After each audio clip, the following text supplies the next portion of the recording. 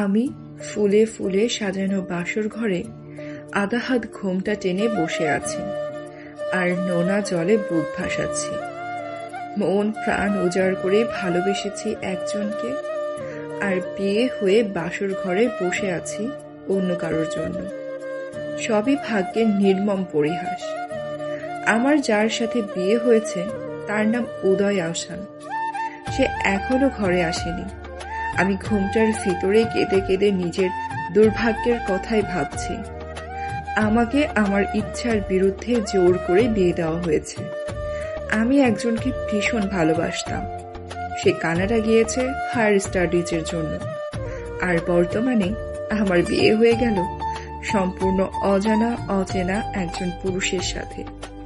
এখানে আমার কিছুই করার ছিল না। আমি সম্পূর্ণ বেকায়দা একটা পরিস্থিতির শিকার।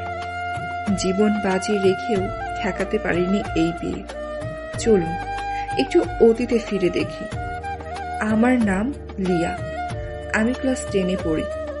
সবার ভাষ্য মতে আমি বেশ সুন্দরী, দেখতে অনেক সুইট, চঞ্চলা চপলা সরসী কন্যা। বয়স 16, স্বাস্থ্য ভালো, 5 ফিট 3 ইঞ্চি উচ্চতা।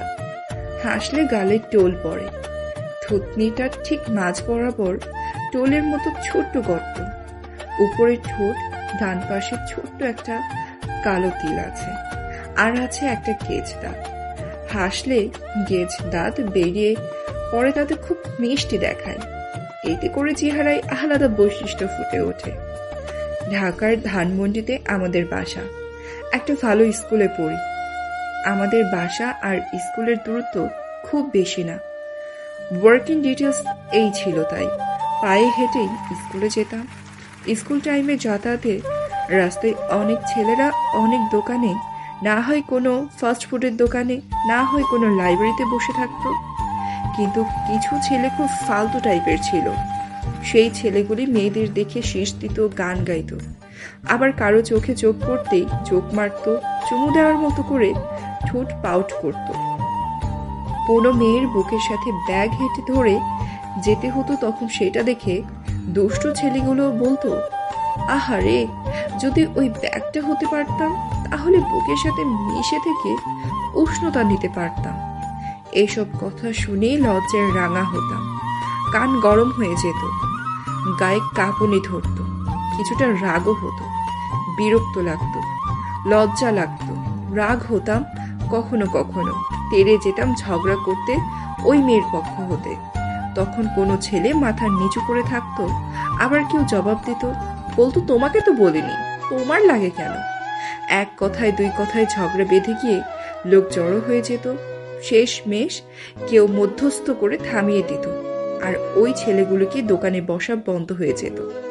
কয়েকদিন দোকানের ভিড় অফ করা থাকতো, আবার কদিন গেলেই এসে ভিড় জমাতো। কোনো ভালো কাজের জন্য কারোর পক্ষে দাঁড়াতে পারলে কেমন একটা ভালো লাগা কাজ করতো মনের ভিতর। সব ছেলে খারাপ তেমনটা না, কেউ কেউ ছিল খুব ভদ্র টাইপের ছেলে। সেই ভদ্র ছেলেগুলোকে কোনো দিন না দেখলাম মন খারাপ হয়ে যেতে। এই মন খারাপের কিন্তু কোনো কারণ ছিল না। এখানে কারোর সাথে কোনো প্রেমের সম্পর্ক ছিল না। এটাকেই হয়তো বলে বয়সের দোষ। ক্লাসে এইসব নিয়ে বান্ধবীদের সাথে অনেক হাসি ঠাট্টা করতাম। এই নিয়ে সবাই খুব মজা করতাম, জুটি করে দিয়ে মজা করতাম। যে ছেলেটাকে যার পছন্দ হতো তার সাথে ক্লাসে এসে বলতাম, ওই তোর রোমিওকে দেখলাম, তোর জন্য অপেক্ষা করছে। আরেকজনকে বলতাম, ওই তোর মজনু তোর জন্য কেঁদে কেঁদে হাঁটু ফাটিয়ে ফেলছে।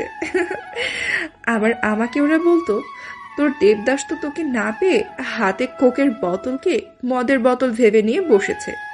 তারপর এই নিয়ে আরেক দফা হাসাহাসি। আমার কিছু বান্ধবী ছিলাম দুষ্টুমির শিরোমণি, শারমিন, নাফিসা, বেলা, রূপা, আর আমি লিয়া। কোনোদিন বৃষ্টির কারণে স্কুলে যেতে না পারলে এই দুষ্টুমিগুলো খুব মিস করতাম। আমরা 5 বান্ধবীর একটা গ্যাং ছিলাম। দুষ্টুমি আর ফজলামিতে যেমন সেরা ছিলাম, তেমনি পড়াশোনায় ছিলাম খুব ভালো। রেজাল্ট হাতে সবার উপরে। টিচারদের খুব প্রিয় পাত্রী ছিলাম আমরা। পড়াশোনা ভালো ছিলাম বলে বাবা মা অনেক খুব বিশ্বাস করত। আমাকে নিয়ে কোনো বাজে সন্দেহ আনেনি। স্কুলে যাওয়ার সময় বাসা থেকে কোনো গার্ড দেওয়া হতো না। এইভাবেই চলছিল আমাদের জীবন। আমার আব্বু একজন প্রতিষ্ঠিত ব্যবসায়ী, আমি বেশ ধনী পরিবারের মেয়ে। আমরা 2 বোন, 1 ভাই। আমি বড়, তারপর 1 বোন, নাম রিয়া। ভাইটা আমার চেয়ে অনেক ছোট, নাম অর্পণ। আমি খুব হাসি খুশি, চঞ্চল আর ভীষণ দুষ্টু একটা মেয়ে, আর কিছুটা একরোখা টাইপের। অন্যের বিরুদ্ধে অবস্থান নিবই। আমাকে ছুঁতে পারে না কোনো কষ্ট, আমি দুঃখ পাই না, যেন দুঃখ নামক কোনো ডিভাইস আমার ভিতরে নাই। খাই, তাই ঘুমাই, পড়াশোনা করি, প্রচুর গল্পের বই পড়ি, আর রাতে ঘুমানোর সময় গান শোনা আমার প্রিয় অভ্যাস। টিফিনে টাকা জমিয়ে গল্পের বই কিনে পড়তাম। লাইব্রেরি থেকে গল্পের বই ভাড়া নিয়েও পড়তাম। যদিও বই ভাড়া দেওয়ার সিস্টেম নেই, কিন্তু আমি একই মহল্লার মেয়ে, তাই এই সুবিধাটা করে নিয়েছিলাম। দোকানটা ছিল মহল্লার 1 বোনের হাজবেন্ডের, তাই শালিকা হিসেবে এই সুবিধা আদায় করেছিলাম।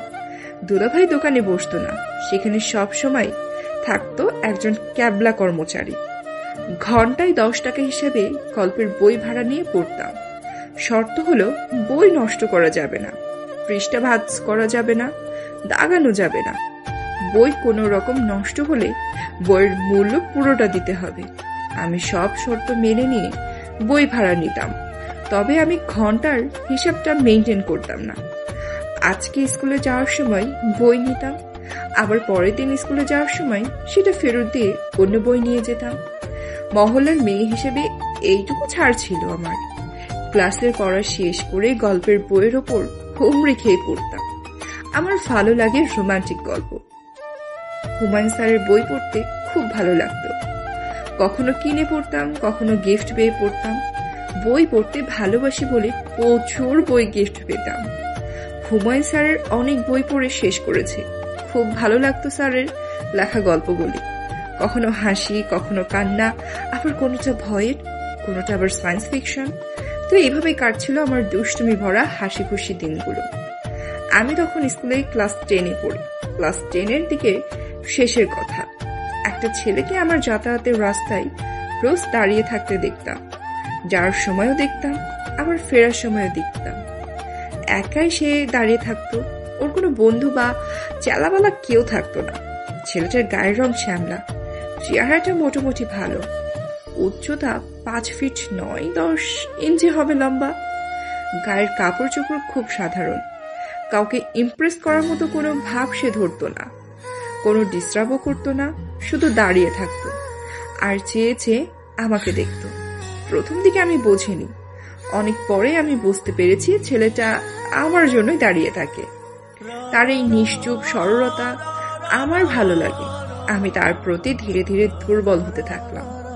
তাকে কখনো বুঝতে দেইনি আমার দুর্বলতা। দুজন দুজনকে পছন্দ করতাম, কিন্তু কোনোদিন বলা হয়ে ওঠেনি। টেস্ট পরীক্ষা শেষ হলো, রেজাল্ট দিল, ভালো মার্কস নিয়ে পাশ করলাম। আর স্কুলে আসতে হবে না, এখন শুধু বাসায় বসে পড়াশোনা করা আর পরীক্ষার জন্য প্রিপারেশন নেওয়া। আজ স্কুলের শেষ দিন, আমাদের ফেয়ারওয়েল ছিল সেদিন। সবাই জামদানি শাড়ি পরার সিদ্ধান্ত নিয়েছে, তাই আমিও বাদ যাইনি। আমি একটা নীল রঙের জমিনে সোনালি জরির কাজ করা জামদানি শাড়ি পরেছিলাম। হালকা সেজেছিলাম, চুলে খোপা করে রজনীগন্ধার মালা জড়িয়েছি। ফাংশনে কেউ গান গাইলো, কেউ নাচ পরিবেশন করলো, কেউ মানপত্র পড়ে শোনালো।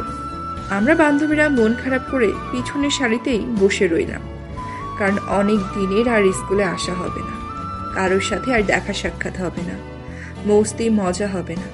আমরা বান্ধবীরা কেউ আমরা বাসার কাছাকাছি থাকে না, সবাই বাসা থেকে আমার বাসা থেকে উল্টো পথে একটু দূরে।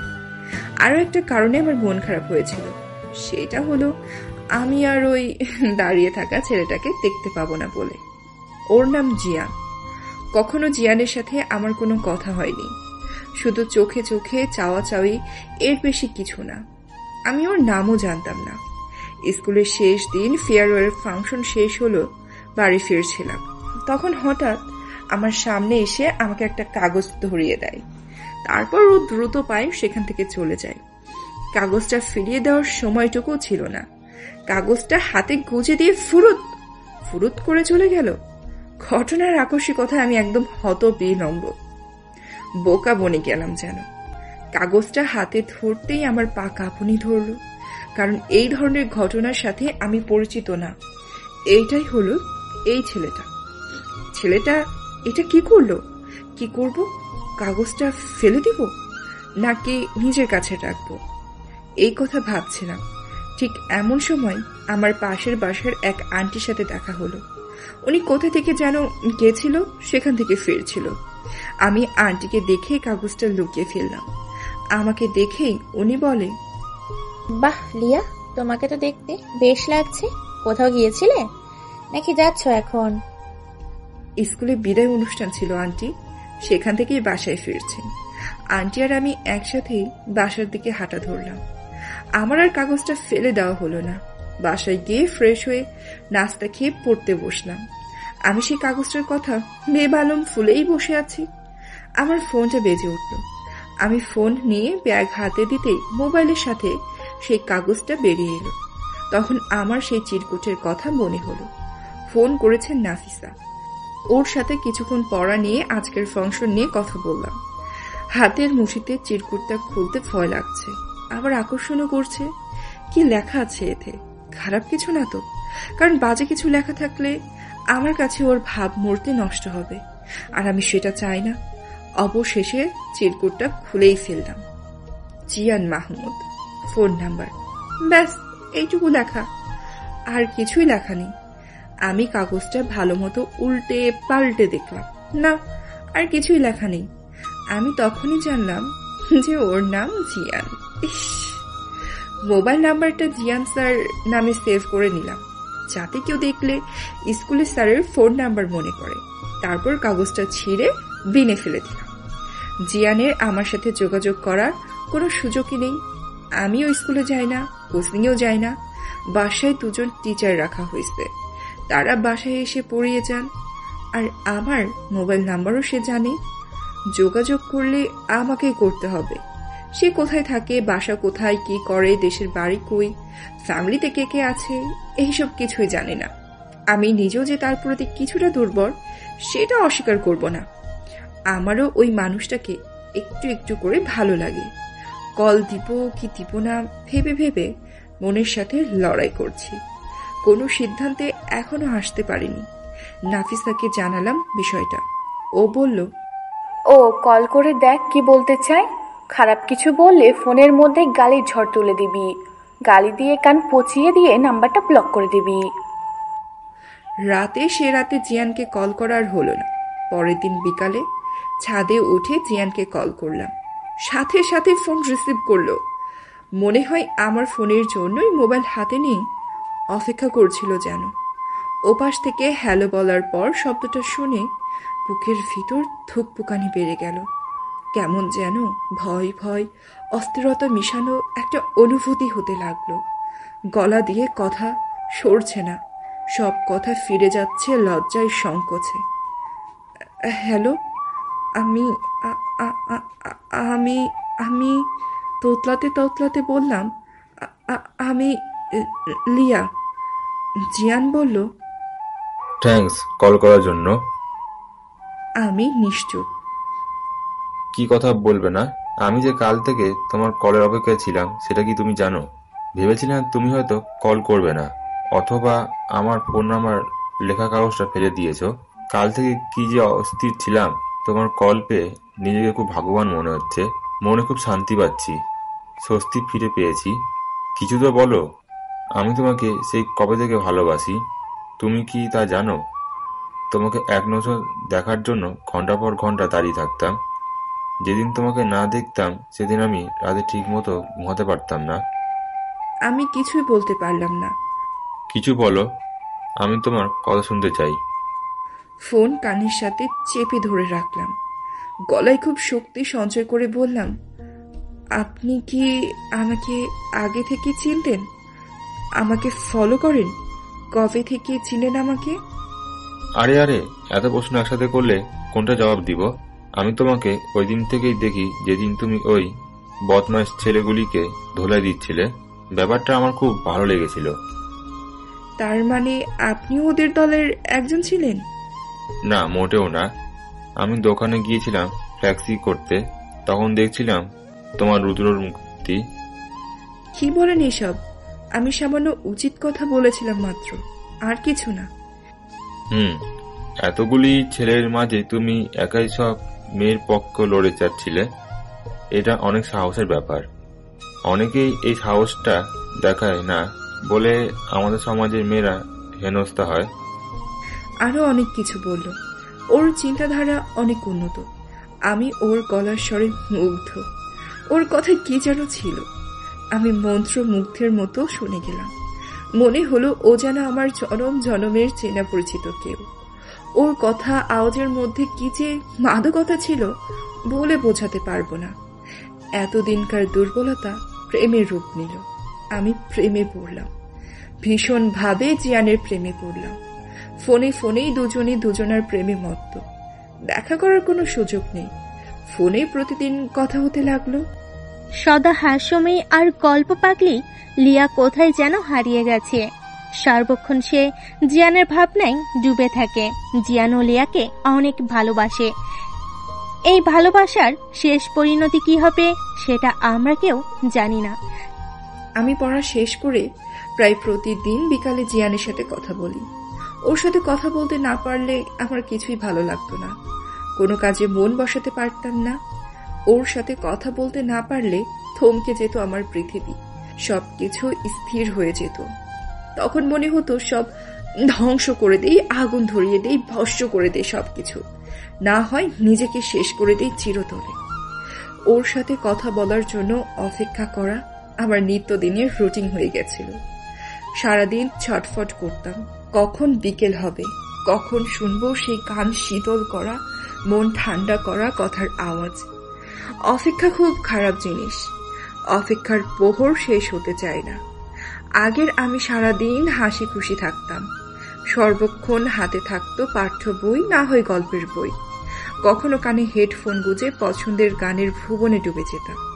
মায়ের কাছে নানান রকম মুখরোচক খাবার রান্না করে দেওয়ার আবদার করতাম। আজ এটা খাবো তো কাল সেটা খাবো, কোথায় সে আমি? এখনকার এই আমি আর সেই আমি যেন এক না, কোথায় যেন হারিয়ে গেছে সেই আমি। এই আমি ঠিক মতো খাওয়া দাওয়া করি না, খিদা লাগে না, খাওয়ার রুচি নাই, গল্পের বই পড়তে ভালো লাগে না। সেই গল্পপ্রেমী লিয়া কোথায় যেন হারিয়ে গেছে। গান না শুনলে রাতে ঘুম হতো না, এখন গান শুনলেও রাতে ঘুম আসে না, আর গান না শুনলে ঘুমই আসে না। এখন আর আগের মতন শুনতে ইচ্ছে করে না, কারোর সাথে কথা বলতেও ভালো লাগে না। শুধুই আমার মনের ঘরে ঢুকে পড়া মানুষটাকে নিয়ে ভাবতে ভালো লাগে। এখন শুধু একটাই কাজ ভালো লাগে, সেটা হলো জিয়ানের সাথে কথা বলা। এটাই যেন একমাত্র মুখ্য কাজ। মন জোর আমার শান্তি হরণ করেছে। এখন আর ফোনের কথাতেও মন ভরে না। দেখতে ইচ্ছে করে, হাত ধরতে ইচ্ছে করে, ছুঁয়ে দেখতে ইচ্ছে করে, পাশে বসে ওর সাথে গল্প করতে ইচ্ছে হয়। হায় আল্লাহ, আমার এখন কি হবে? পরীক্ষার বাকি আছে অল্প কিছুদিন, পড়তেও ভালো লাগে না। যেখানে আব্বু আম্মু, বাসার টিচাররা, স্কুলের টিচাররা সবাই ধরেই নিয়েছে আমি গোল্ডেন A+ রেজাল্ট করব। প্রিপারেশন খুব ভালো, অনেক আগে সিলেবাস কমপ্লিট হয়ে গেছে, কিন্তু আমার তো আর এখন পড়তে ভালো লাগে না। আমি এখন কি করব? আমার ফেরার কোনো পথ নেই। অন্য মনস্ক দেখে আম্মু বলতো, এত কি ভাবিস সারাদিন? দেখিস তোর পরীক্ষা ভালোই হবে, টেনশন করিস না। শেষে পরীক্ষার আগে অসুস্থ হয়ে পড়বি। বাসার সবাই ভাবতো আমি পরীক্ষার জন্য চিন্তিত। আম্মু জোর জবরদস্তি করে বেশি বেশি লিকুইড খাবার, পুষ্টিকর খাবার খাওয়াতো। এত কিছুর পরেও আমি নিস্তেজ হয়ে যাচ্ছি। মনে হচ্ছে আমি মনে মনে সিদ্ধান্ত নিলাম আমি জিয়ানের সাথে দেখা করব। ফ্রেন্ডদের গ্রুপ কল দিলাম, আমার মনের সব কথা ওদের বললাম। ওরা সবাই আমার আর জিয়ানের কথা আগে থেকেই জানে। দোস্ত, তোরা কেউ তোদের বাসায় আমাকে ডেট করার ব্যবস্থা করে দে। আমি জিয়ানের সাথে দেখা করতে চাই, একটু ব্যবস্থা করে দিতেই হবে। কোনো কফি শপ বা রেস্টুরেন্টে যেতে চাই না, কেউ দেখে ফেললে বিপদ হবে। তোদেরকে যতটা ট্রাস্ট করি অন্য কাউকে এতটা ট্রাস্ট করি না। নাফিসা বলল, আমার বাসায় চলে আয়, আম্মু মামার বাসায় গেছে, ফিরতে রাত হবে। আমি জিয়ানকে ফোন করলাম, জিয়ান আসতে চায়নি, বলল, আমারও তোমাকে কাছ থেকে দেখতে খুব ইচ্ছা করে। তোমাকে কল্পনায় একে একে যে কত রাত ভোর হয় আমার সে কথা তুমি জানো না। কিন্তু নিজের মনকে শাসনে রেখেছি। কয়েকদিন বাদেই তোমার বোর্ড পরীক্ষা, পড়াশোনায় ক্ষতি হবে। আমি তোমার কোনো ক্ষতির কারণ হতে চাই না। আমি রিকোয়েস্ট করে বললাম, 15 মিনিট সময় নিব আপনার, এর বেশি না। প্লিজ চলে আসুন একবার, আপনাকে খুব দেখতে ইচ্ছে করছে, না দেখলে মরে যাব। জিয়ান বলল, পাগলি একটা। ঠিক আছে, আমি আসছি। কোথায় দেখা করবে বলো? আমি নাফিসার বাসার অ্যাড্রেস আর সময়টা বলে দিলাম। জিয়ান বলল, বাইরে কোথাও দেখা করতাম। কারোর বাসায় দেখা করার ব্যাপারটা কেমন হয়ে যায় না? সমস্যা নেই, নাফিসা আমার বেস্ট ফ্রেন্ড। তাছাড়া এখন ওদের বাসায় কেউ নেই, তাই ওখানে দেখা করব। ঠিক আছে, আমি সময় মতো পৌঁছে যাবো, তুমিও চলে এসো। আম্মুর কাছে থেকে নাফিসের বাসায় যাওয়ার অনুমতি নিলাম। বললাম কিছুক্ষণ সব বান্ধবীরা মিলে গ্রুপ স্টাডি করব। আম্মু বারণ করেনি। আমি আগে নাফিসার বাসায় এসে গেছি। নাফিসা সহ আমার সব বান্ধবীদের আমার বাসায় যাতায়াত ছিল। আম্মু সবাইকে চেনে। আম্মু বলল, যা ঘুরে আয়, মন ভালো হবে, আর তাড়াতাড়ি ফিরিস। আচ্ছা বলে বেরিয়ে এলাম বাসা থেকে। নাফিসের বাসায় গিয়ে হাজির হলাম। বুক ধুকপুক ধুকপুক করছিল। আমার ভিতর এক অজানা ভালো লাগা কাজ করছিল, আবার ভয়ও করছিল। নাফিসার বাসায় পৌঁছে দেখলাম আমার গ্যাং পার্টির সব কয়টা হাজির সেখানে। কেউ জিয়ানকে দেখেনি। ওরা জিয়ানকে দেখবে বলে সব কয়টা ফাজিল সেখানে হাজির হয়েছে। জিয়ান এসে পৌঁছয়নি। আমরা ফ্রেন্ডরা সব গল্প করছি, নিজের মনের হীনতা দীনতা সব ওদের কাছে বলছি। পড়ায় মন বসাতে পারছি না, এই কথা বললাম। নাফিসা বলল, এত ব্যাকুল হচ্ছিস কেন? বেশি আকুলতা দেখাস না, পরে কষ্ট পাবি। তুই আর জিয়ান ভাইয়ার সাথে সামনাসামনি কথা বলে মনের সব অস্থিরতা বিদায় কর। পরীক্ষা একদম মাথার উপর তলোয়ারের মতো ঝুলছে। পরীক্ষার আর মাত্র কদিন বাকি। এই অবস্থা চলতে থাকলে খুব বিপদে পড়ে যাবি। এখন শুধু মনোযোগ দে পড়ায়, অন্য কোনো কিছুতেই না। অন্য সব কিছু বাদ দে, পরে হবে সব। জিয়ান ভাই তো তোর সাথেই আছে, পালিয়ে তো যাচ্ছে না। নাফিসার সাথে আমিও একমত। তুই এত উতলা হচ্ছিস কেন? বেশি আকুলতা দেখালে ব্যাকুল করে দিয়ে আবার না চলে যায়, শেষে তুই প্রাণে মারা পড়বি। বলল বেলা, এভাবে বলিস না তোরা। তোরা আমার সবচেয়ে কাছের মানুষ। তোদের কাছে মনের কথা সব বলছি, আর তোরা আমার মনে ভয় ঢুকিয়ে দিচ্ছিস। আমি ওকে খুব ভালোবাসি, বিশ্বাস করি। তোর ভালোর জন্যই বলি। আমরা ফ্রেন্ডসরা সবাই কত দুষ্টামি ফাজলামি করি, কিন্তু তোর মতো আগুনে হাত দিই না। প্রেম করার মতো এত সাহস তুই ছাড়া আমরা কেউ জোগাতে পারিনি। হ্যাঁ, সবই বুঝি, কিন্তু মন তো মানে না। সারাক্ষণ ওর ভাবনায় ছেয়ে থাকে মন। প্রেমে কেন এত কষ্ট? আমি আর এই কষ্ট নিতে পারছি না। শারমিন বলল, তুই মরেছিস, এখনো সময় আছে নিজেকে সামলে নিয়ে। নাফিসা বলল, এখন তোরা থাম, এখন আর বুঝিয়ে কোনো লাভ নেই। যা ঘটার ঘটে গেছে। এখন শুধু দোয়া কর যেন আমাদের লিয়া কোনো কষ্ট না পায়, মানসিক শান্তিতে থাকে। দরজার কলিং বেল বেজে উঠল। নাফিসা দরজা খুলে দিল। দেখলো হ্যান্ডসাম টল ফিগারের একটা ছেলে দাঁড়িয়ে। পরনে তার কালো T shirt, blue jeans pant, পায়ে লোফার শু, হাতে কালো বেল্টের ঘড়ি। দেখতে ভালোই। এক হাতে রজনীগন্ধা আর অর্কিড ফুলের ব্রাঞ্চ, অন্য হাতে স্পঞ্জ কেক আর চকলেট বক্স নিয়ে দাঁড়িয়ে আছে। কে আপনি? নাম জিজ্ঞেস করলো নাফিসা। ছেলেটি বলল, আমি জিয়ান। লিয়া কি এখানে এসেছে? নাফিসা সালাম দিয়ে ভেতরে আসতে বলল। বসার ঘরে বসিয়ে লিয়াকে ডেকে দিল। নাফিসা আগে কখনো জিয়ানকে দেখেনি, তাই চিনতে পারেনি। জিয়ান ঘরে ঢুকে সোফায় বসে। লিয়া ঘরে ঢুকলে লিয়াকে দেখে চার চোখের মিলন হয়। লিয়া লজ্জায় চোখ নামিয়ে নেয়। প্রতিদিন ফোনে কথা বলা প্রিয় মানুষটার সামনে দাঁড়াতেই পারছে না। লজ্জা বনত চোখে দরজায় পিঠ থেকে চুপ করে দাঁড়িয়ে আছে।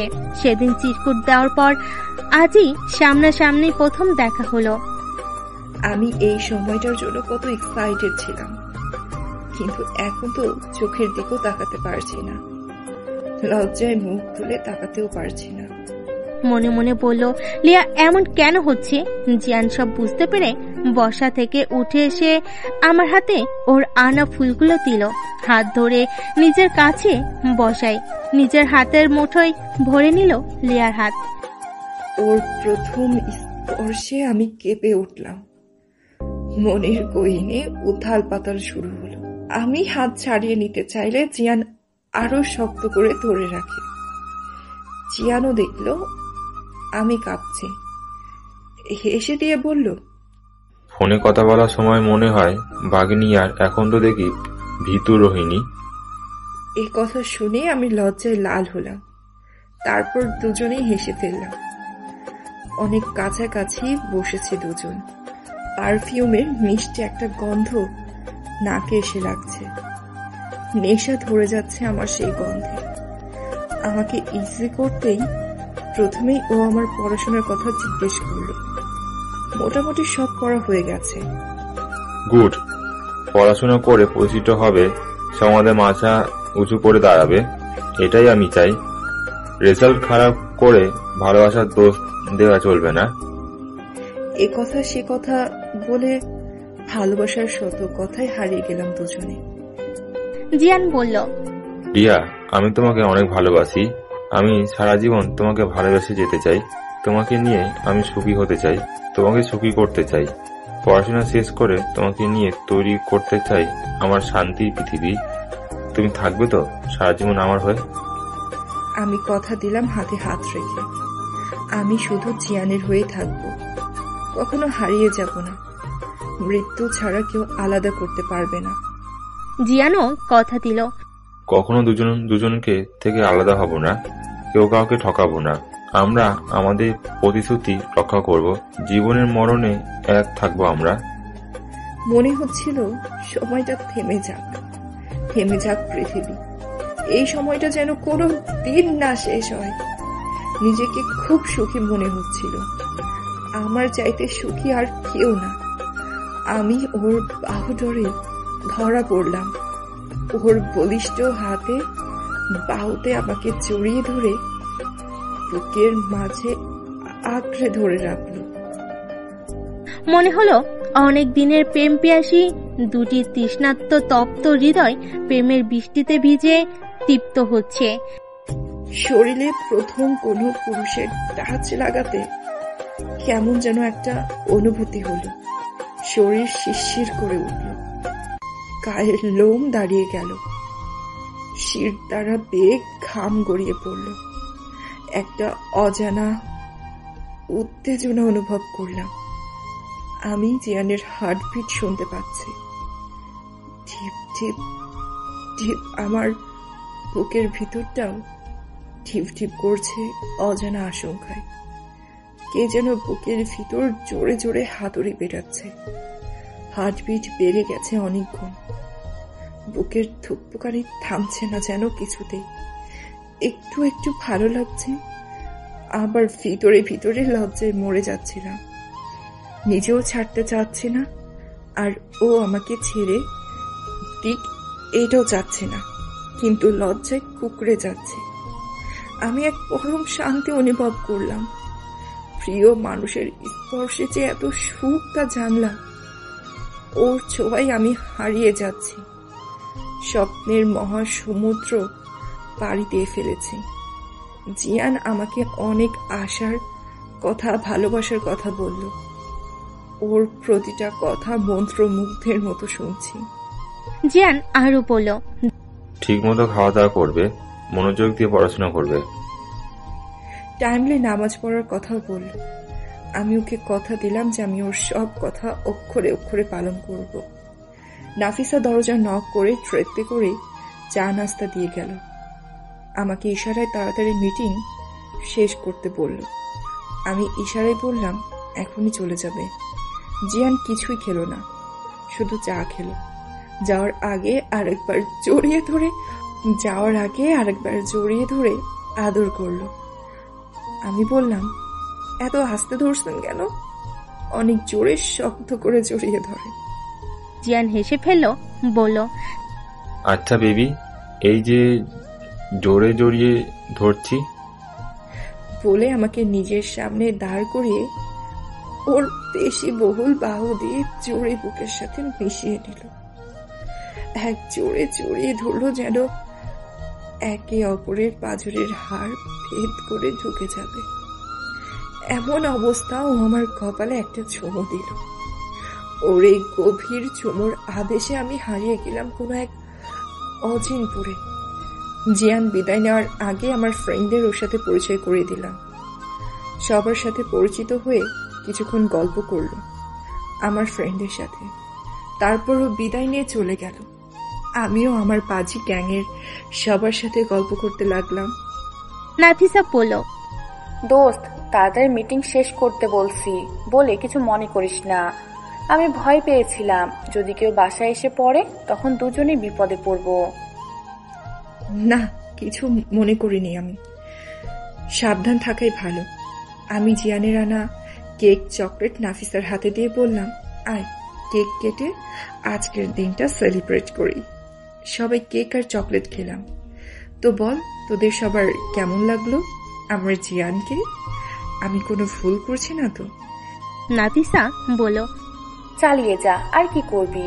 আমরা বললেই মনে হয় তুই ফিরে আসবি। যে ডুবা তুই ডুবেছিস সেখান থেকে তোর পরিত্রাণ নেই। এখন বল, জিয়ান ভাইয়ার সাথে কি কি কথা হলো? এখন বলা যাবে না, কারণ আমি এখন সুখের সাগরে ভাসছি। তারপর কিছুক্ষণ হাসাহাসি আর গল্প করে সবাই যার যার বাসায় যাওয়ার জন্য বেরিয়ে আসলাম। বেরোবার আগে নাফিসাকে বললাম, অনেক ধন্যবাদ দোস্ত, একটা মধুময় বিকেল উপহার দেওয়ার জন্য।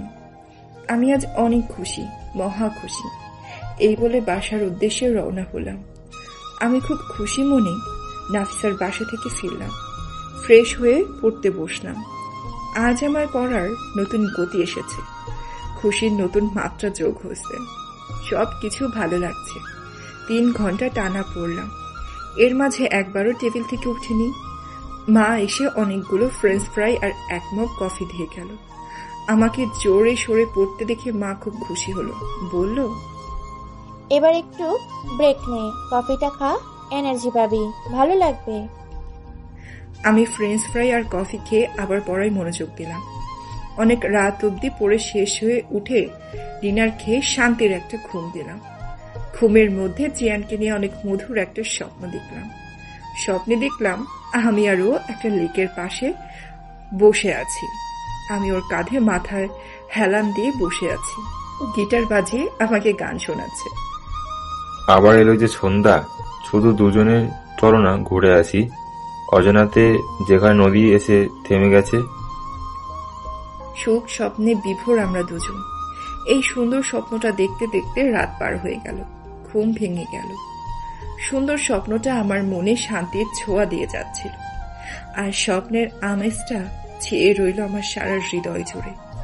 বিছানা থেকে উঠে ওয়াশরুমে গিয়ে ফ্রেশ হয়ে উজু করে এসে ফরজের নামাজ আদায় করে নিই। তারপর নিজের হাতে 1 কাপ চা বানিয়ে নিয়ে পড়ার টেবিলে বসি। চা খেয়ে একটানা পড়তে থাকি। তারপর মা নাস্তা রেডি করে আমাকে ডাক দিলে টেবিলে গিয়ে সবার সাথে বসে নাস্তা খেয়ে এসে আবার পড়তে বসলাম। এখন প্রায় সারাদিনই পড়ারই উপরে টেবিলে বসে থাকি। ও আমাকে যা যা করতে বলেছে আমি সেই কথাগুলো মন থেকে মানার চেষ্টা করি। মাঝে মাঝে জিয়ানের সাথে কথা হয়, আগের মতো রোজ হয় না। জিয়ান রোজ কথা বলতে নিষেধ করেছে, বলেছে ভালোভাবে পরীক্ষা দাও, তারপর আমরা চুটিয়ে প্রেম করব। আমি মাঝে মাঝে অস্থির হয়ে ওকে ফোন দিয়ে ফেলি। আমি ফোন দিলেও ও কেটে দিয়ে কল ব্যাক করে, বলে, আমার বাঘিনীর কি খবর? এখন আমার বাঘিনীকে কাছে পেতে খুব ইচ্ছা করছে, আদর করতে ইচ্ছা করছে, আর আদর পেতেও ইচ্ছা করছে। আমি বললাম, আমারও একই অবস্থা। আপনাকে খুব দেখতে ইচ্ছা করছে, আপনাকে খুব কাছে পেতে ইচ্ছে করছে, খুব অস্থির লাগছে। কোনো সুযোগ নেই দেখা করার, সুযোগ থাকলেও আমি সুযোগ দিতাম না। আমি কখনোই সেলফিশ টাইপের না। তোমার ক্ষতি হবে এমন কিছু আমি কখনোই করব না। সব আদরগুলি জমা করে রাখছি, সময় হলে দিব। কদিন বাদই তোমার পরীক্ষা, এখন তুমি শুধু কনসেন্ট্রেশন করবে, পড়ায় আর কোনো কিছুতে না। তোমার রেজাল্ট হবে এক্সেলেন্ট। তোমার ভালো রেজাল্টের খবরে সবচেয়ে বেশি খুশি আমি হব। আমি আপনাকে খুব ভালোবাসি জিয়ান। আপনি আমাকে ভুলে যাবেন না তো? প্রশ্নই আসে না। আমিও তোমাকে খুব ভালোবাসি। এতদিনে এই চিনলে আমাকে। তুমি পড়ালেখা শেষ করো, আর আমিও পড়ালেখা শেষ করি, তারপরে যে কোনোভাবেই আমি তোমাকে আপন করে নিব। কিছুতেই আমি তোমাকে হারাতে চাই না, তোমাকে হারাতে দিব না। তোমাকে হারালে আমি নিজেও বাঁচব না। আমি তোমাকে খুব ভালোবাসি, আমার হরিণী, আমার জান। তুমি আমার প্রতি কোনো অবিশ্বাস মনের মধ্যে স্থান দিবে না।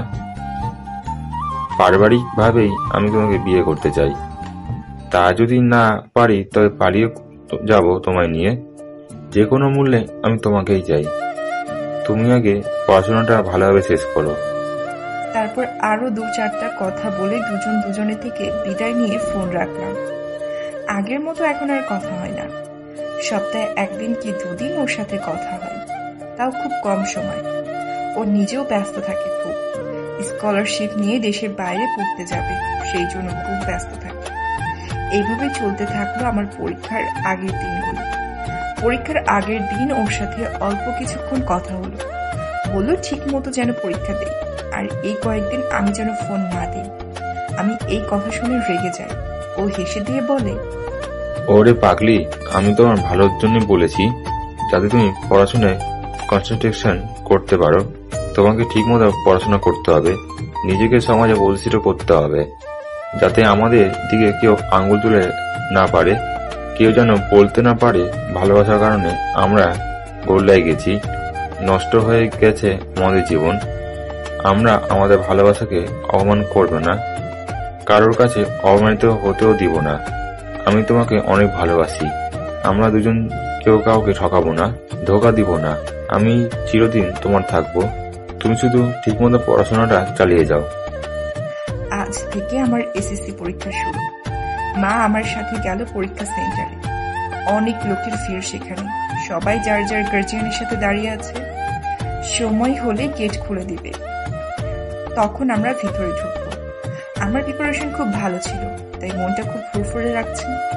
ওদিক দিয়ে মনটা খুব করে চাইছে একবার জিয়ানকে দেখতে, কিন্তু সেটা কোনোভাবেই সম্ভব না। ওকে এখন এখানে কোথায় পাবো? ভাবতে দেরি, কিন্তু সত্যি হতে দেরি হলো না। একটু দূরে ভিড়ের মাঝে জিয়ান দাঁড়িয়ে আমার দিকে চেয়ে আছে। হঠাৎ মনটা খুশিতে লাফিয়ে উঠল। এই যে মেঘনা চাইতে জল।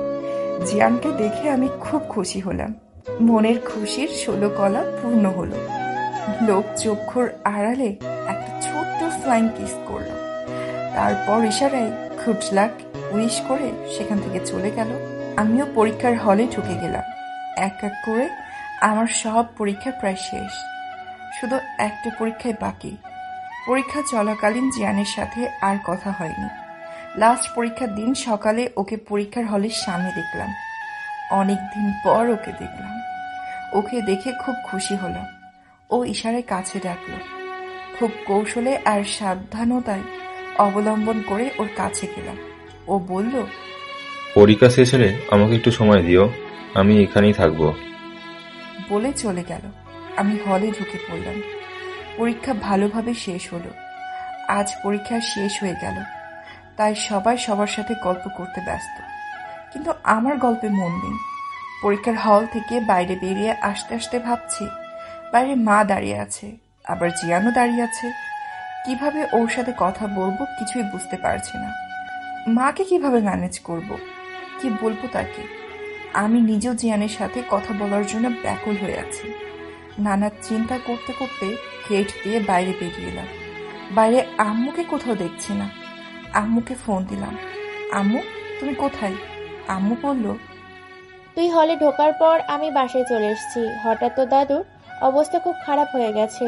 তোর আব্বু ফোন দিছিল, তাই চলে আসছি। তুই একটা রিক্সা নিয়ে চলে আয়।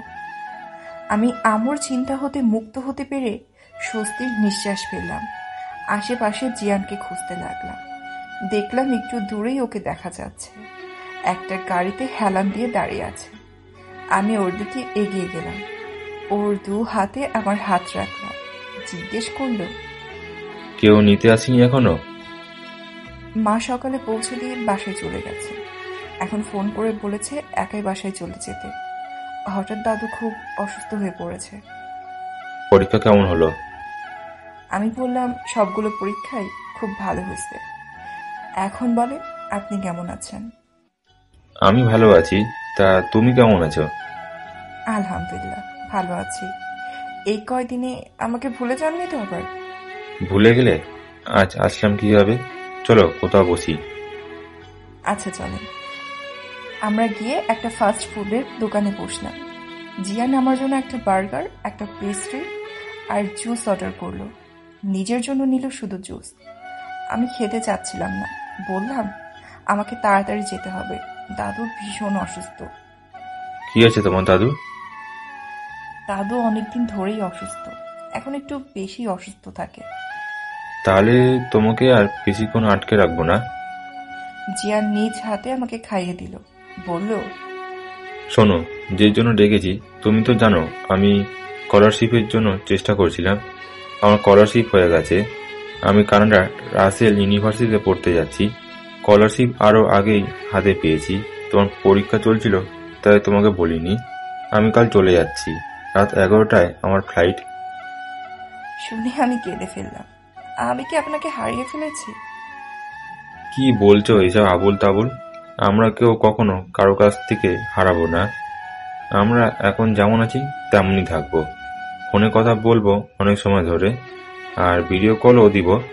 তুমি কোনো চিন্তা করো না, আর ঠিক মতো পড়াশোনা করবে, আর বাকি সব কাজ এখন যেমন চলছে তেমনই চলবে। আমার শরীর কেমন যেন অবশ হয়ে আসছে। আমি উঠতে পারছি না, গায়ে মোটেও শক্তি পাচ্ছি না। তুমি এমন করো না, আমার খুব খারাপ লাগছে। এইভাবে ভেঙে পড়ো না। আমি তোমারই থাকবো সারা জীবন। আমি তোমার কাছে কিছুই গোপন করিনি। যেদিন স্কলারশিপের জন্য অ্যাপ্লাই করেছিলাম সেদিনই তোমাকে জানিয়েছি। এটা তো হুট করেই কিছু হয়নি। ও আমার হাত ধরে সান্ত্বনা দিতে থাকে। আমি কাঁদতেও ভুলে গেলাম। কেন জানি মনে হচ্ছিল আমি জিয়ানকে হারিয়ে ফেলেছি। চলো তোমাকে বাসায় পৌঁছে দিয়ে আসি। কাঁদতে কাঁদতে খুব কষ্ট করে বললাম, না, আপনাকে যেতে হবে না, আমি একা যেতে পারবো। তাহলে চলো রিক্সা তুলে দিই। রিকশায় উঠলাম বাসায় যাওয়ার জন্য। রিকশার পিছনের ফাঁকা জায়গা দিয়ে বারবার ওর দিকে ফিরে তাকালাম। কষ্টে আমার ভিতরটা ভেঙে চড়ে তছনছ হয়ে যাচ্ছে। দেখলাম জিয়ানও কাঁদছে, ওর দুই চোখে পানি গড়িয়ে পড়ছে। ও হাত নেড়ে বাই জানাচ্ছে। রিকশা ছুটে চলেছে, যত দূর দেখা যায়। আমি পিছন ফিরে জিয়ানকে দেখতে লাগলাম। সারা রাস্তা আমি কাঁদলাম।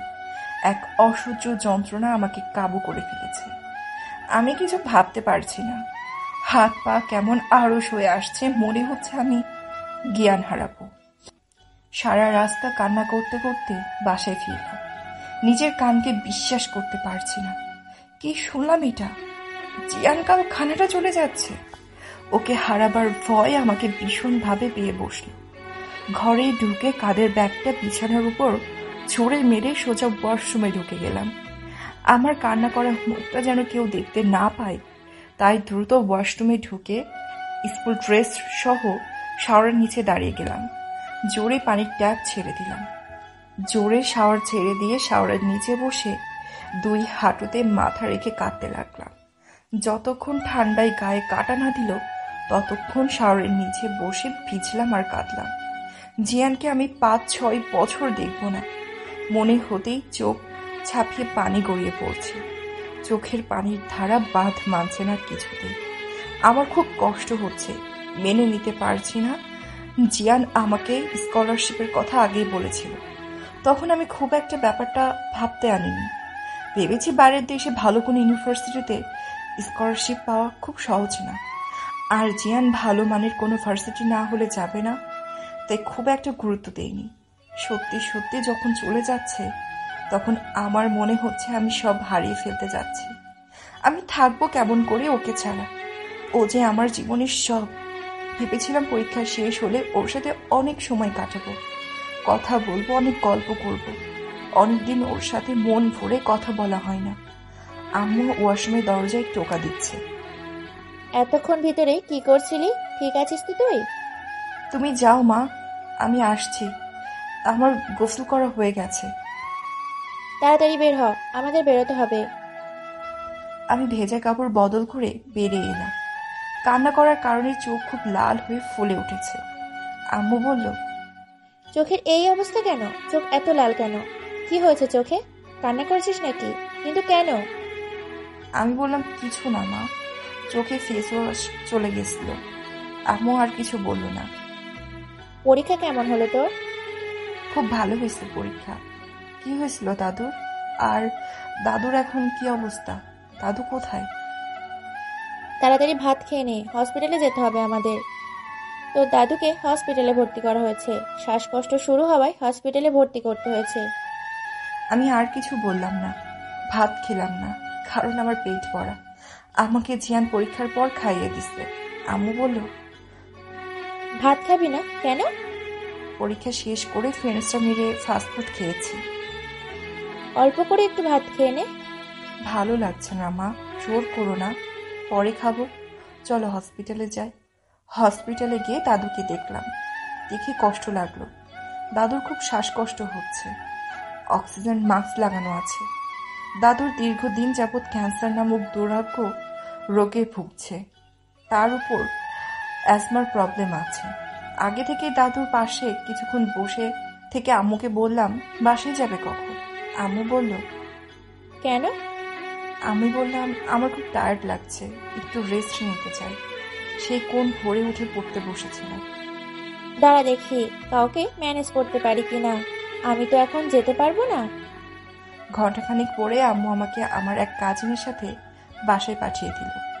যাওয়ার সময় আম্মু বলল, তোকে খুব টায়ার্ড দেখাচ্ছে, বাসায় গিয়ে ভাত খেয়ে একটা লম্বা ঘুম দে, দেখবি ভালো লাগবে।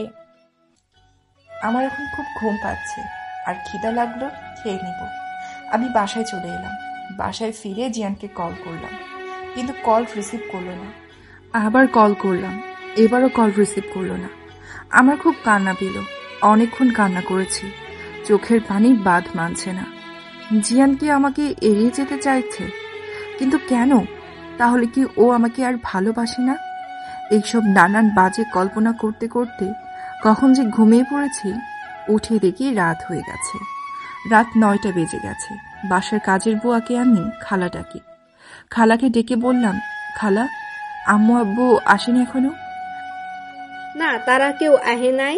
আপনি কিছু খাইবেন? কিছু আইনা দেই নাকি ভাত দিমু? আমি বললাম, না খালা, কিছু খাবো না। আপনি আমাকে কড়া করে শুধু এক কাপ চা দিন। ফোন হাতে নিয়ে দেখলাম জিয়ানে কোনো কল বা মেসেজ আসছে কিনা। না, কোনো কল বা মেসেজ কিছুই আসেনি। রাত পার হয়ে সকাল হলো। এত সময় পরও জিয়ানের কোনো ফোন বা মেসেজ আসেনি। মনটা খুব খারাপ হয়ে গেল। জিয়ান এটা করতে পারলো আমার সাথে? তবে কি ওর ভালোবাসার প্রতিশ্রুতি সব মিথ্যা ছিল? মানে কত ধরনের আজে বাজে চিন্তা মনে আসছে। সকালে নাস্তা খাওয়ার জন্য ছোট ভাই অর্পণ আমাকে ডেকে বলল, আব্বু নাস্তা নিয়ে টেবিলে বসে আছে, তাড়াতাড়ি চলো, মা নাস্তা খেতে সবাইকে ডাকছে। খাওয়ার ইচ্ছা মোটেও নেই। এত পরিমাণ মন খারাপের মাঝে গলা দিয়ে খাবার নামবে না, কিন্তু উপায় নেই।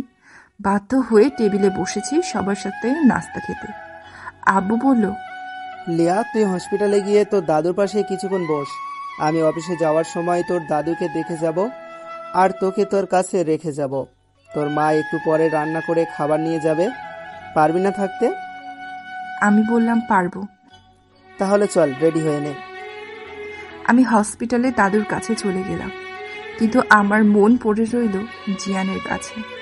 আমি দাদুর কাছে গিয়ে দেখলাম দাদু ঘুমাচ্ছেন। আমি দাদুর কেবিনের বারান্দায় বসে জিয়ানের কথা ভাবছি। কোথায় আপনি? ফোন ধরছেন না কেন? আমার যে খুব কষ্ট হচ্ছে, খুব চিন্তা হচ্ছে। আপনি আমার সাথে এটা করতে পারেন না। আমি আপনাকে খুব ভালোবাসি, বিশ্বাস করি। সাধারণত জিয়ানের সাথে আমার বিকেল ছাড়া কথা হয় না, কখনোই। ফোন দিব কি দিব না ইতস্তত করছি। থাকতে না পেরে ফোন দিয়েই ফেললাম, কিন্তু এবারও ফোন রিসিভ হলো না। আমার মন খারাপের পাশাপাশি খুব রাগও হলো। একটু পর ফোন বেজে উঠল। স্ক্রিনে ওর নাম্বার দেখে মনের ভিতর একটা বিদ্যুৎ খেলে গেল। চট করে রিসিভ করলাম। হ্যালো, ওপাশ থেকে বলল, সরি বাগিনী, সরি আমার জান। কালকে সারাদিন এত ব্যস্ত ছিলাম যে দম ফেলার সুযোগও খুব একটা ছিল না। আর ফোন সাইলেন্ট করা ছিল, ফোনের রিংটোন শুনতে পাইনি, তাই তোমার ফোন রিসিভ করতে পারিনি। এখন বলো কেমন আছো, আর দাদু কেমন আছে? আমি বললাম, আমি ভালো নেই। আমি আপনাকে ছাড়া ভালো থাকি কি করে? আমি কেমন করে আপনাকে ছাড়া এতগুলো বছর থাকবো? ভেবো না পড়াশোনা নিয়ে ব্যস্ত থাকবে, দেখবে দেখতে দেখতে সময়গুলি কেটে যাবে। আর প্রতি বছর ভ্যাকেশনে তো আসবই, তখন দেখা করবো আমরা। নিজের খেয়াল রাখবে, খাওয়া দাওয়া ঠিক মতো করবে, নামাজ পড়ে আমার জন্য দোয়া করবে। আমি যখন ফিরবো তখন তুমি আরো একটু বড় হবে, এই বাচ্চা বাচ্চা ভাবটা আর থাকবে না। কলেজে পড়বে, কলেজ দূরে হলেও রাস্তায় একাই চলাফেরা করতে পারবে। খুব ইচ্ছে করছিল যাওয়ার আগে তোমাকে একবার দেখতে, কিন্তু সেটা সম্ভব না। এখনো কিছু ফর্মালিটিস বাকি, সেগুলোকে সরতে হবে। আমি যখন ভ্যাকেশনে আসবো তখন আমরা বাইরে মিট করব। এমন চুপচুপি ফোনে কথা বলবো না, বাইরে বেরোবো, গল্প করব, রেস্টুরেন্টে খাবো, হাতে হাত চোখে চোখ রেখে চুটিয়ে প্রেম করব। মনের ভিতর অনেক সুন্দর সুন্দর স্মৃতি নিয়ে ফিরে যাব। সেই সুন্দর স্মৃতিগুলি, সেই সুন্দর দিনগুলির কথা ভেবে একটিও খুশি হব। মনের কষ্ট ঝেড়ে ফেলে দাও। আমি তোমার মন খারাপ দেখতে চাই না। হাসি খুশি আমাকে বিদায় দাও। যে কাজগুলি বাকি আছে সেগুলি সেরে তারপর এয়ারপোর্টের উদ্দেশ্যে বেরিয়ে পড়ব। এয়ার 11টার ফ্লাইট, তার আগেই আমাকে রিপোর্টিং করতে হবে। তোমার সাথে আজ আর কথা হবে না। আল্লাহ চাইলে পৌঁছে ফোন দিব। আমি কেঁদে ফেললাম, মুখে কিছুই বলতে পারলাম না। আমি বুঝলাম ও পাশ থেকে জিয়ানও কাঁদছে। খুব কষ্টে বললাম, ভালো থাকবেন আর আমাকে মনে রাখবেন। আমি আপনাকে অনেক ভালোবাসি, ভালোবাসার চেয়েও বেশি ভালোবাসি জিয়ান।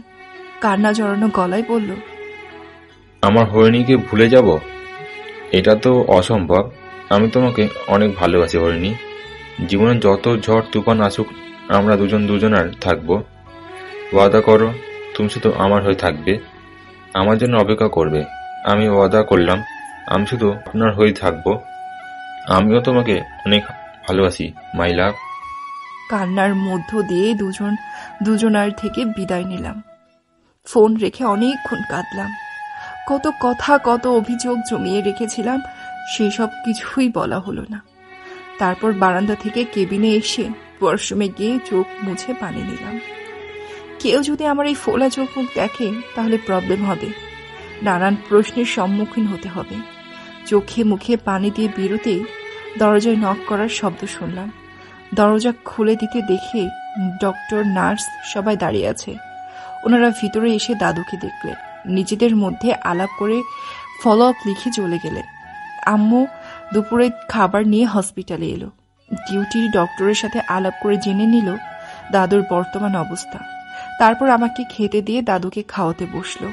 খাওয়ানোর পর দাদুকে মেডিসিন খাইয়ে দিল। আমি পাশের বেডে শুয়ে জিয়ানের কথা ভাবতে ভাবতে ঘুমিয়ে গেলাম। ঘুম ভাঙল আম্মুর ডাকে। আম্মু বলল, বাসায় যাবি না? চল। তখন সন্ধ্যা গড়িয়ে গেছে। আমার এক কাজিনকে দাদুর কাছে রেখে আমি আর আম্মু বাসায় ফিরে আসলাম। কেমন যেন অস্থির অস্থির লাগছে, তাই গোসল করলাম। তাতেও মন শান্ত হচ্ছে না, ভিতরটা মনের কষ্টে পড়ে যাচ্ছে। এই কষ্ট কারোর সাথে শেয়ার করা যায় না। জিয়ান আজ চলে গেল কানাডা। রাত 11টায় বারান্দায় দাঁড়িয়ে আকাশের দিকে তাকিয়ে রইলাম। যেই প্লেনে আকাশে উঠতে দেখলাম, মনে হলো এই প্লেনেই আমার জিয়ান আছে।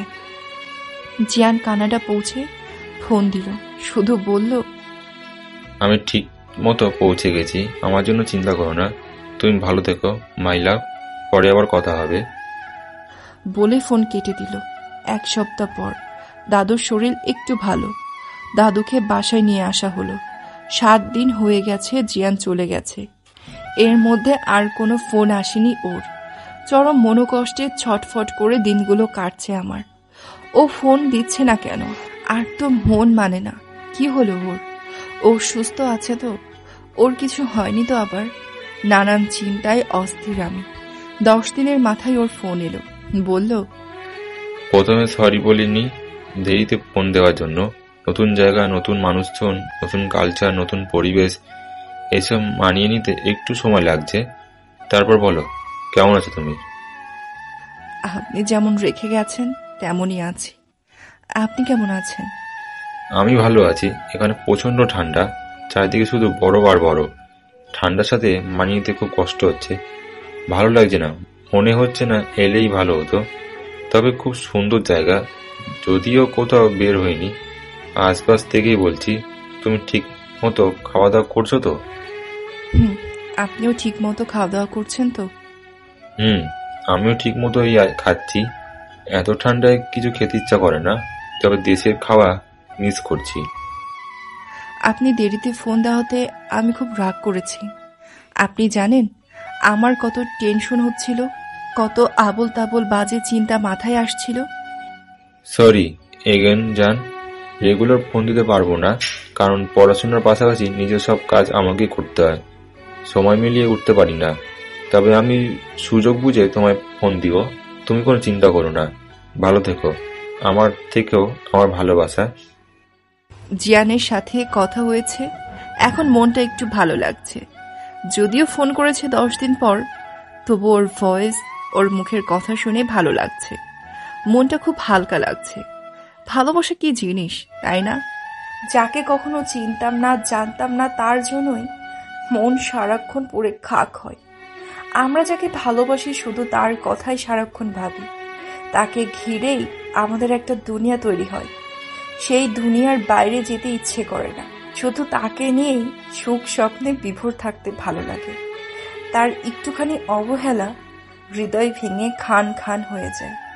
চোখের নোনা পানিতে বন্যা বয়ে যায়। আবার কখনো ভালোবাসার মানুষের অবহেলার অনেক প্রাণ ঝরে যায়। অকালে তারা প্রাণ হারায়। অবুঝ সে ভালোবাসাগুলো আবার ভালোবাসার মানুষের একটু অ্যাটেনশন পেয়ে মনে খুশির দোলা দিয়ে যায়। দেহে নতুন প্রাণের সঞ্চার হয়। তখন চারিদিকে যা দেখি সব ভালো লাগে।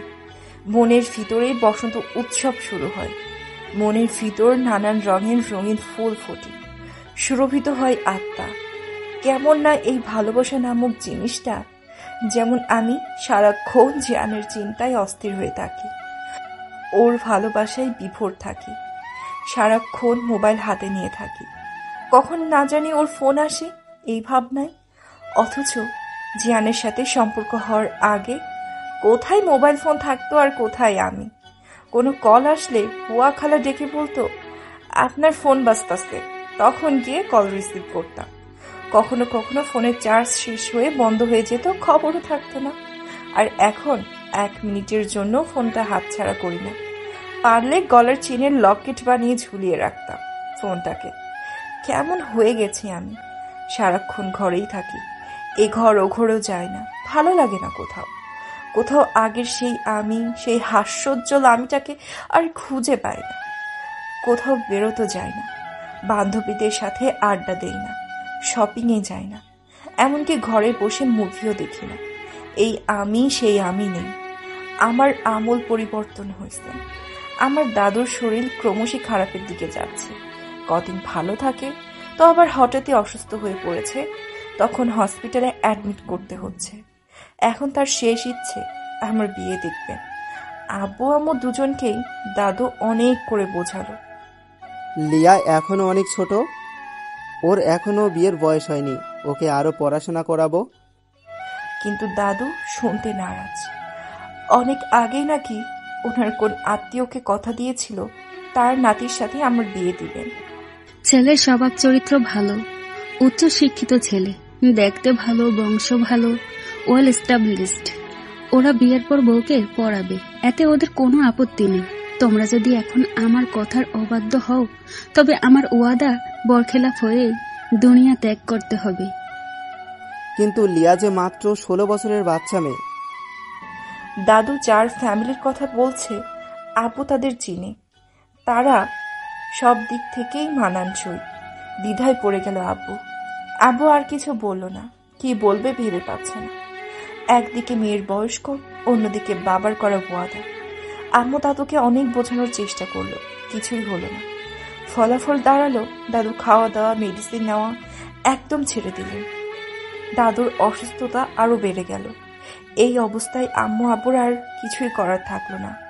পাত্রীপক্ষ নাকি আমাকে আগেই দেখেছে কোনো একটা বিয়ের অনুষ্ঠানে, তাই নতুন করে দেখার কোনো ফর্মালিটি তারা করতে চায় না, একেবারেই এঙ্গেজমেন্ট করবে বলে ডেট ফিক্স করে। আমি এসবের কিছুই জানি না।